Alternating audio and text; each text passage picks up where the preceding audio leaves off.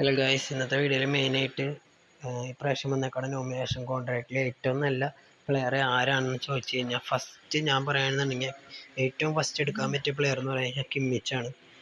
പിന്നെ അത് കഴിഞ്ഞിട്ട് നല്ല പ്ലെയർ എന്ന് പറയുകയാണെന്നുണ്ടെങ്കിൽ സാക്കയാണ്. പിന്നീട് കിമ്മിച്ചിന് തൊട്ട് താഴെ ഏറ്റവും നല്ല പ്ലെയർ എന്ന് പറയുകയാണെന്നുണ്ടെങ്കിൽ സാക്കയാണ് ഏറ്റവും നല്ലത്.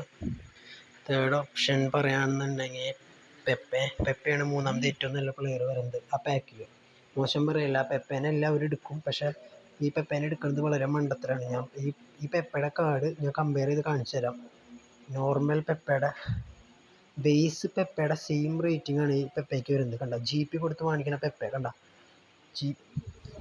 GP കൊടുത്ത് വാങ്ങിക്കുന്ന പെപ്പയുടെ സെയിം റേറ്റിംഗ് ആണ് വരുന്നത്.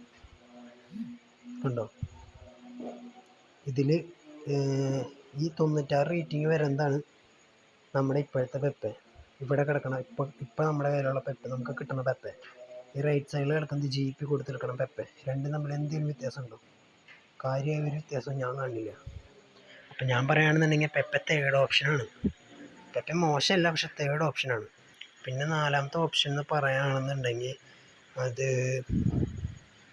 ലുക്കാക്കു ആണ്. ലുക്കാക്കു അത്ര നല്ല പ്ലെയറാണെന്ന് ഞാൻ പറയുന്നില്ല, പക്ഷേ ഈ പാക്കിൽ അടുത്ത നല്ല പ്ലെയർ ആവാൻ തന്നെയാണ്. പിന്നെ നമ്മുടെ സുവാരസിനേക്കാളും നല്ലത് ലുക്കാക്കു ആണ്. പിന്നെയാണ് ഈ 4 സ്റ്റാർ ബ്ലൈൻഡ്. Okay guys.